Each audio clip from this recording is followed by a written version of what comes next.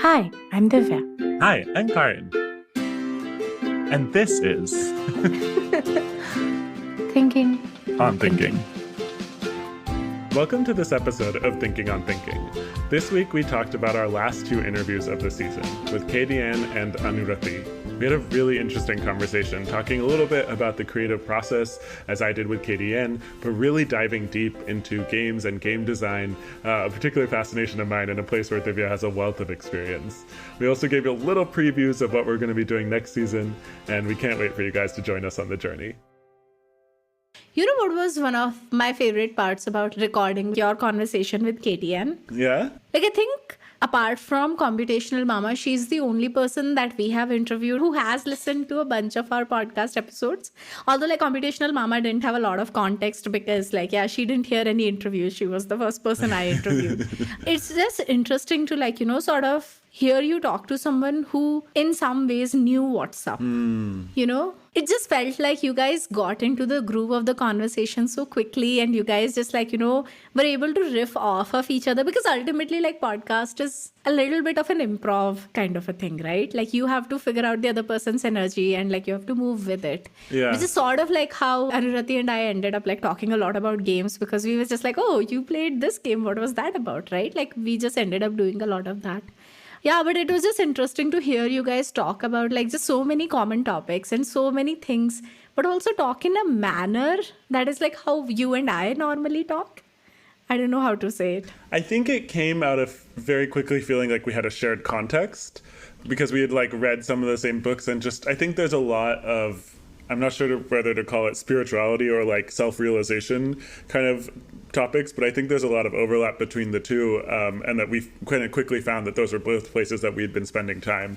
I think a lot of how she thinks about spending time in nature and how she thinks about just even that creation process. And I think in a lot of ways, bonding over the creation process is really a bonding moment because it's so arduous and it's fun, but it can be painful at times.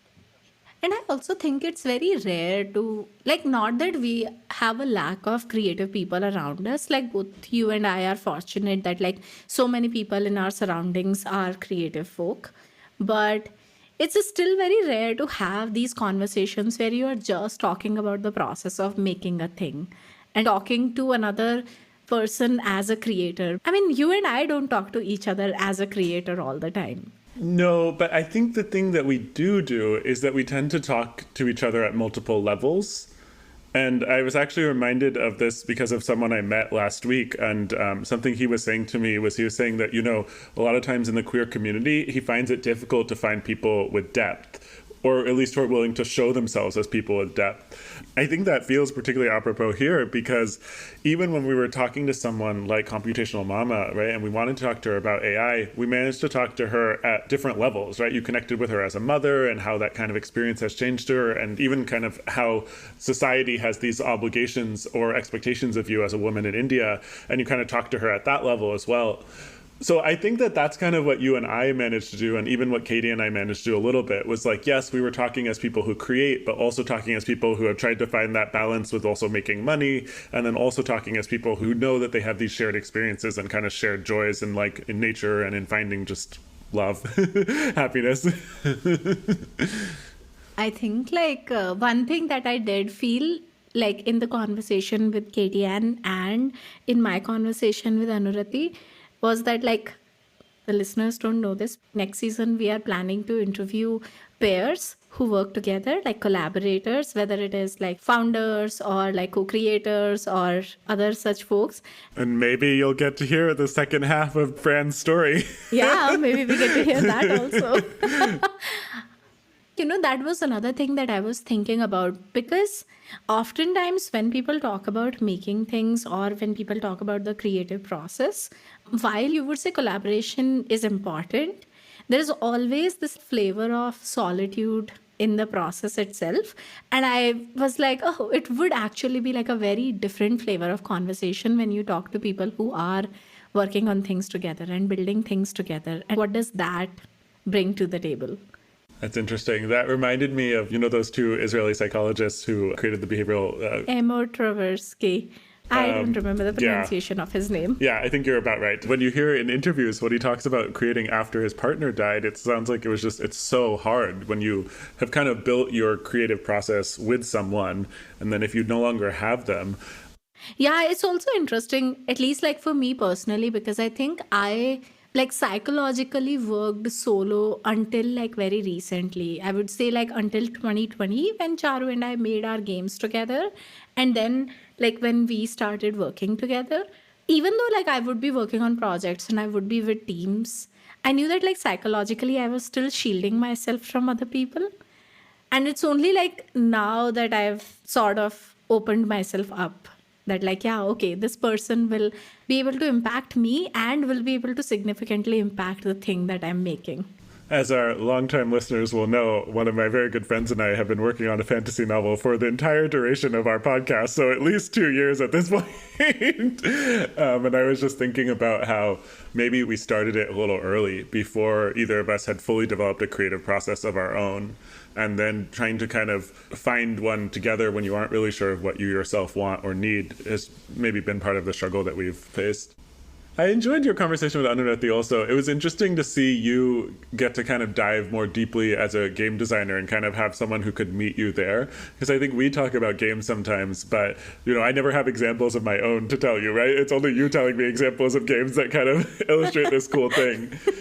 And her examples are so interesting. It really makes me think about what kind of lessons we teach through all of the activities that we do and how much you kind of learn and take away things. Like you were saying about examinations, I think one of you was saying about examinations that the way schooling is, it really teaches you that if you fail, that's it, right? And having things in your life that can teach you to keep trying and trying. Yes, you die, but you get another life and you get to go again. It's really nice, I guess sports are kind of like that, but for a lot of people, sports are not accessible for whatever reasons. I suppose so. I was thinking when I was talking to Anurati that it would be interesting to talk to different people about where their inspiration comes from. Like, it was an interesting dive into why she chose the path that she chose, because she had like learned certain things. I've had this very deep sense, especially more recently, that for a lot of people, their primary source of media might be books, or it might be movies, or it might be music. Like for me, it is games. And just like, understanding maybe it's a genre, maybe it is like a specific author, maybe it's a specific, like, style. Like there are people who are like, oh, I only watch sci-fi, or like, I will watch sci-fi, read sci-fi, play sci-fi, but sci-fi is my thing, etc., right? Like, how does that sort of play into not just your creative process, but like how you go about life and what lessons have you learned from that? It's interesting because when you think about other art forms, I don't think people bring that, right? It would be so weird to be like, oh, I dislike painting. Or like maybe you have a bias towards impressionist, right? And maybe your bias towards impressionism goes across painting and sculpture and like all these different mediums. And I think that's kind of the equivalent of like sci-fi, as you were saying a moment ago. But I feel like some people have really kind of closed the door on games. And to me, it's like, it's an art form, right? It's like saying I don't like any sculpture. Yeah, but then many people are like, I don't like stand-up comedy, or I don't like improv, or I don't like theater, I don't like musicals. Like, that's not genre. That is actually a media form of its own, at least for me. I agree with that. But I also wonder how much are those like trauma-informed responses, right? Or stuff. Because I think especially with something with what you started with, right? With like stand-up comedy or like improv, in some cases those are, right? Where people have felt like this was a place that didn't feel safe for them for whatever reason. I don't know. As you come to movies, I think, then there's other things at play. Maybe it's more like how you look at your time and, whether you feel like this kind of singular focus is something you want to do for a few hours or not. I mean, that is true for games also, though. Like, for a lot of people, their experience of games is more informed by addiction, an all-consuming nature. I have a friend, he does not have a good system that he, uses for his personal stuff, because he feels like he's very prone to binges of all kinds. So he does not have a Netflix subscription. He does not watch YouTube. Like, he never logs in his YouTube, so he never gets suggestions. So every time he goes to YouTube, it's for a specific reason. He does not play games. He does not play games on his phone, on his computer. He has minimized all of that. And I think sometimes it's never about the medium. Sometimes it really is less about the medium and much more about how has that medium affected you in your interfacing with it. Which could be a trauma-informed response. Maybe not as, maybe a lowercase t trauma, not necessarily a big T. Yeah. Yeah, not a capital T trauma.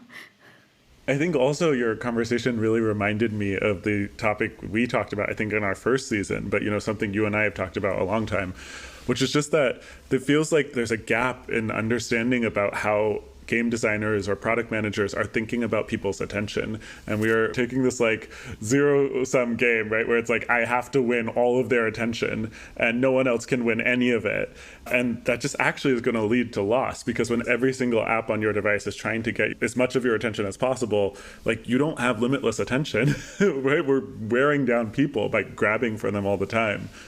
I actually just went on this retreat in the jungle in Costa Rica, and so I didn't have my access to my devices for a week. And now I'm finding my Apple Watch so annoying. I'm like, why did I ever want something to tap me every time I got a notification? Like, I don't need to respond to your messages. I can look at it in an hour.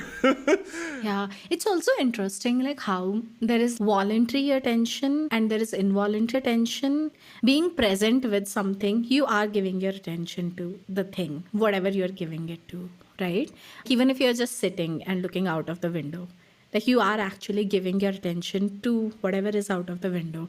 But like that's very different. And in some ways, it feels like non-consensual attention seeking when like apps and messages and notifications sort of start coming. Like last night, I think when I was trying to sleep, somebody was messaging me. And of course, they were messaging whatever they were messaging. There was no expectation of an immediate response, right? Like I responded to them in the morning. But the problem is that my watch and my phone were acting as if this person is expecting an immediate response. And like that is similar to what you said, right? Like the watch is annoying because like, why do you want me to respond right now? Why is this important? And like there is almost just like no sense of priority. I can quote unquote waste my time if I'm choosing to waste my time. But a lot of it also feels like there is no choice. Like nobody asked me if I wanted to do this. It reminds me of something I used to think a lot about early in my career as a product manager, which I was like, I feel great technology should help us make decisions in our best moments for our worst moments. And in some ways, I feel like that paradigm has gotten really broken, because now it may be like I've decided I really want to focus on something, and it's really hard for me to build that space, right? I want 20 minutes, I'm going to work on this thing.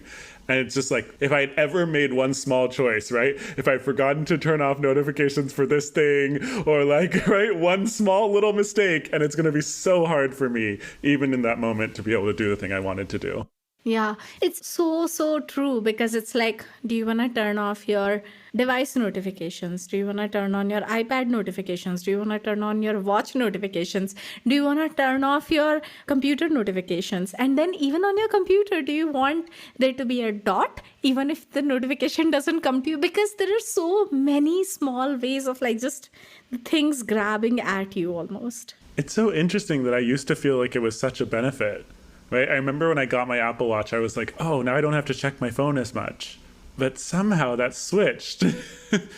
Well, now I'm just like, I just don't need to check my phone as much. And I wish I didn't have something reminding me to check my phone. I see what you mean.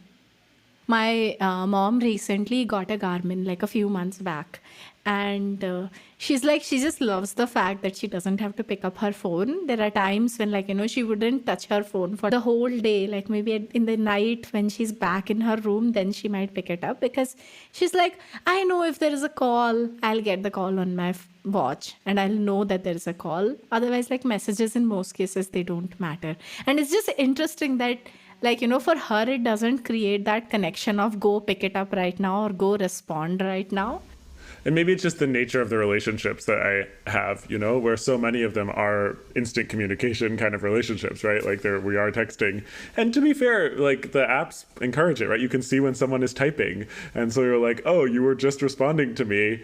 Now, aren't we having a conversation? Yeah, it's very interesting, like how the asynchronousness of texting relationships has almost, I wanted to use the word, it's become obsolete. Like when I match with people on dating apps, oftentimes, like, people will be like, oh, I'm so sorry, it took me time to respond. And I'm like, it's okay. This is like an asynchronous medium. But if a person is like apologizing multiple times, then it's a sign that they do expect me to respond immediately because they think that they are breaking a social norm. And it's so interesting, right? Like, generally, when you think about like attention grabbing stuff or like, poorly using attention, people put games or gamification or those kind of things in the evil category. But in reality, if you stop playing the game, you stop playing the game. The game does not, like stick around in your pocket the whole day, buzzing you 5 times a day. 5 is an underestimate. 5 is such an underestimate. I looked at my phone once. I think I get like 200 notifications a day, more. Oh, wow. I think I respond to 200 notifications a day. I think it tracks how many things you actually tap on. It's insane. I wonder a little bit if that notion will start to percolate a little bit more. Like, do you feel like there's more credence in like product development or game development communities being put on this notion that like attention is not sustainable? I don't think so. Though I think on the user side, things are changing. So I wouldn't say globally, but it's more like people who used to use their devices a lot. Somebody like you or me, we are a lot more mindful and like we are actively trying to cut down the time. And I think that's happening to a lot of people. At least like that's what I see. Although I do not see more responsible behavior from the makers of these things. I think the makers are behaving more irresponsibly in some ways. I think there's like... No holds barred. Yeah, it's also like there are zero incentives to care about the ethics of something, right? Like you gain nothing out of like being ethical and you lose everything in the short term. I find it interesting how Duolingo goes into the negative realm sometimes. So like they will use guilt, right? They'll try to trigger some of these other kinds of emotions that are not always just positive emotions. And I just find it interesting. I feel like they kind of have, at least in my view as a user, they've kind of are saying, we're trying to help you learn. So it's justifiable. And I don't know if it is. I don't know if it is either. I'm thinking, yeah, it's questionable to me. It's like, does the ends always justify the means? I don't know. I also think that like treating full-grown adults as students in 5th grade, there is also something very questionable about that. Really? I don't know. That I could justify because it's like appealing to their inner child, right? You're trying to help them connect in a place where they were in a learning place. Oh, I don't mean in the playful parts or anything like that. But sort of the way Duolingo uses reprimanding language towards people. It's like, oh, you've lost your streak. Oh, you haven't done this thing in so long. Like that kind of tone. Like that, I just feel like, why are you infantilizing an adult? I never really felt that way. That's really interesting. Maybe you didn't lose streaks strong enough. I didn't feel the loss enough. But I do feel a sense of guilt when I think about the app, which is interesting because it doesn't necessarily bring me back to it, right? But I mean, definitely the game mechanics worked, right? Because I have feelings about it. Or maybe I'll actually ask that as a question. Do you feel like if successful game mechanics do create feelings in the users? Or successful games? It's not just the mechanics. You are successful at creating the emotion in the user, but if the emotion is directed in the same spectrum that you were intending, I think there is no success without intent, especially when it comes to design. Like you really need to have a clear idea of, oh, this is where I want the user to go. So does guilt make people more motivated to learn? In small doses, maybe, but is guilt a sustainable way of making people motivated to learn? I don't think so. And I don't think that there is any study that sort of shows that. But the problem is those kind of things would show up as how likely is this person? Let's just take Duolingo as an example.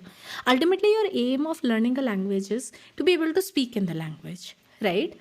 Duolingo is really bad at that. Like Duolingo is really bad at making people feel conversational in a language. So it's almost like you're playing a game and you can infinitely keep playing the game because they really have not structured their system in a way that you become proficient at the language. And in a weird way, they don't have an incentive to because they lose a user. In the short term, if you think about it, they are not creating deep connection users.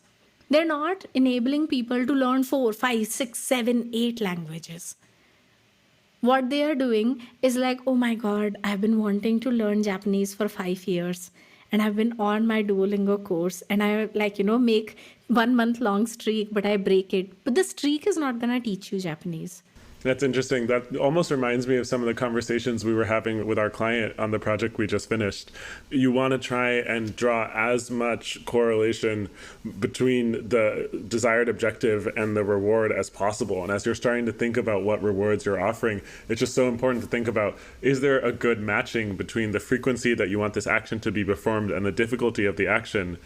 And then I think also, I'm not sure if we went into this that much in our project, but the sentiment, which is kind of, I think, what you were saying, right? That when you feel a sense of victory or you feel a sense of guilt, is that actually appropriate for your end result, right? Like if you're feeling guilty about something that doesn't matter and you feel joy and success about something that is not correlated with actually learning something, like then we have an issue because you're creating the emotions, like you just said, you're creating the emotions, but for the wrong circumstances.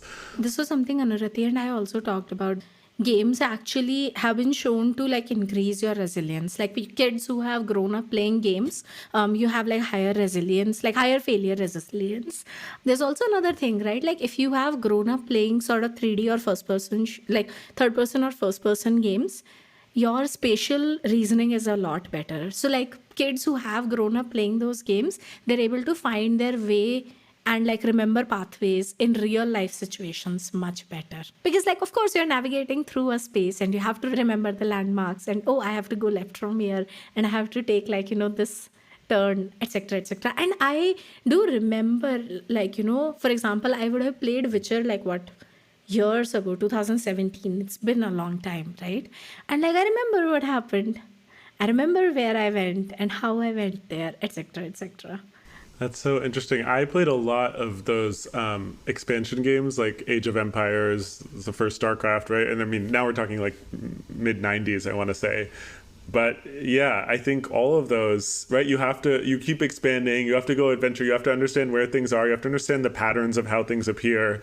And I am very good at that now, right? It's very easy for me to find how spaces will work and figure out where will a bathroom be and where will it make sense for, I don't know, navigating an unfamiliar airport. That's really interesting. Yeah, you sort of gain a meta-mechanical advantage that there is something that you learned and it is implementable in real world. But I don't know how powerful those things would be if I was directly rewarded for remembering the paths. Same as if a kid was directly rewarded for trying again and again in a game. I don't know how much they would learn that they can get up and try again when they fail. Generally, games that teach people that failure is good are brutal about the failure. It's just that it's zero cost to come back and try. Apart from battling your own ego, you can just come back and try that. Do you feel like a game like Hades is brutal about failure? No, right? No, Hades is very gentle. Okay. I was going to say that I really love the way failure is treated in that game. Brutal about failure are games which are Souls-like. So, for example, if you've played Hollow Knight or Dark Souls or Bloodborne or Elden Ring. Oh, yeah, I played Elden Ring, I think, long ago. You drop all your stuff, right? If you die, you have to get back to your body. Oh my God, yeah. And sometimes it's impossible to get back to your body. Yeah. Those are the games that treat failure brutally, but I think they teach you failure resilience the way endurance sports teach you failure resilience. You're you can just go do it again and again and again and again. But again, they're not rewarding you. I think that this is a thing I feel many people go wrongly about when it comes to motivation. They feel that intrinsic and extrinsic motivation is the same. It's okay if a kid is doing better if they are getting rewards. It's okay if my employees are doing better if I'm giving them bonus. It's fine, right? But what they don't think about is what are the systemic effects of it, right? Extrinsic rewards are always rewards because they are limited. Inspiration is infinite. Praise is limited. You'll always feel you're chasing a scarce resource. None of it is actually scarce, but the point is framing in the context around the reward in an extrinsic reward scenario only works because it is phrased in a scarcity space. Intrinsic rewards are generally infinite in their conception because they're connection, that's infinite. Agency, that's infinite. mastery. Yeah, you can keep growing, right? Like there is no end to how much mastery you can have. But there is only first rank in, like a single first rank in a class. There is only a single top performer in your office. That's so interesting. It makes me think a little bit about where some of those programs fall down, right? And it's when you do try and do too much with them. When you do start saying, oh, we're going to reward everyone, and then it starts to become meaningless.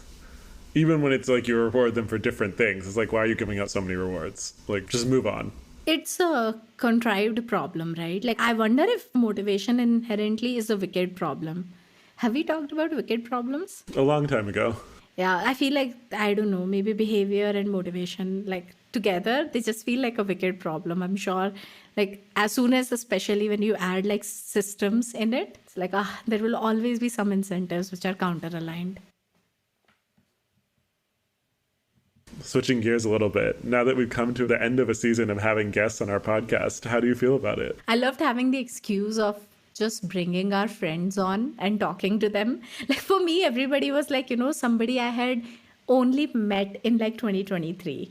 And I had found them like, this is such a interesting person. And it was just like really great for me to have like this hour of just sitting down with them and just chatting with them about things that matter to them in a way that like matters to me. In some ways, it felt like partially selfish, but I also feel like, it's okay. You know that sneaky feeling of I'm getting away with something? Yes. Yes, absolutely. What about you? Well, I definitely loved getting the chance to ask people questions about how they do things, right? Because I think I looked around me for people who I was just curious about it, and getting a chance to kind of have those kind of open-ended conversations with them was really fun, because otherwise it's very hard, right? Like, what is the context to ask someone about their history and their life and why have you made the decisions you've made? It's hard to kind of create that space sometimes, and I think our podcast has let me be able to create that space with whoever I want, which is very cool. I do kind of miss our podcast a little bit, and I think I've told you about this. As I listened to some of our older episodes, I just feel like there was both an insightfulness and insights that we would sometimes arrive at together that were really lovely. And I think it's hard to do that with our guests, just because every time it's the first time we're meeting them and talking to them like this. So sometimes things come out, but it's not with that same frequency that I feel like we kind of had in our earlier episodes. It's okay, we'll solve for that. We'll figure out how to do more of our conversations while also talking to many more interesting people. I do feel like we've become better at podcasting, so I wonder if someday we might be able to just live stream or something. Ooh. And then not even have an editing process at all. Let's try that. Like, I feel very happy that like our first season was an all-women season, and there were multiple queer women on it. We didn't set out to go about it that way. But it was just great to have voices that who are really incredible and who are doing like, interesting work and like just living their life in interesting ways. And just like talking to them, it was really quite something. It's also such a cross-section of different ladies, right? And who have made such different choices with their lives. It was kind of cool. Like, I guess the only kind of person that we didn't meet over the podcast was someone who had kind of maybe focused more on like a family life. And less kind of focused on their career. I think that was the only like kind of archetype that maybe we didn't. I guess so. Maybe computational mama, I guess a little bit, but she's really balanced it, right? Yeah, where she's really like, she's not. She has a slight only superwoman vibe. Yeah. That's also an interesting question, right? Because like computational mama is married, she has a child. Fran is married. Meghna is gonna get married. And I don't know about Katieann. I don't know how you would define family focused in the world of today. That's also a good question. I think there was a stereotype in our parents' generation of like, oh, it means that you're at home raising the kids. But I don't know if that stereotype even remotely exists anymore in the same way. Yeah. One of my friends, she works at Amazon. She's pregnant. And she also started a master's in Georgia Tech this year. You would not imagine pregnancy and a master's in computer science together. But like she's doing it along with like, putting in 14-hour days at her work. I'm like, you're a little bit crazy, but I'm excited for you that you're able to do all of this. And I don't know, like, it could also be a factor of like the people that are around us, that who are like, because we would only keep people around us who we connect with on some level.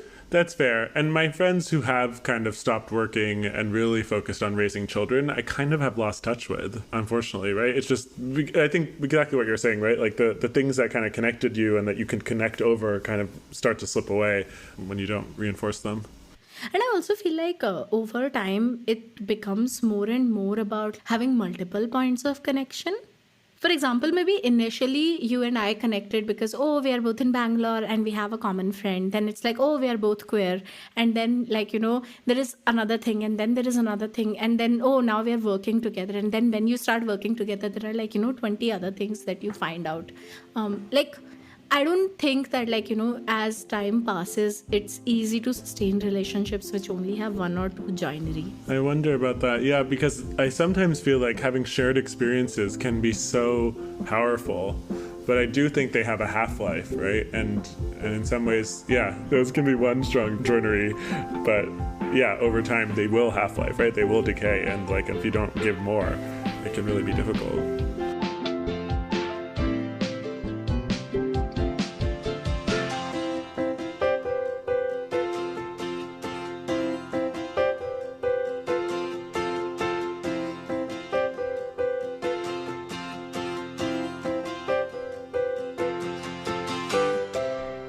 Theme music is by Akshay Ramuhali of BTRPT Music.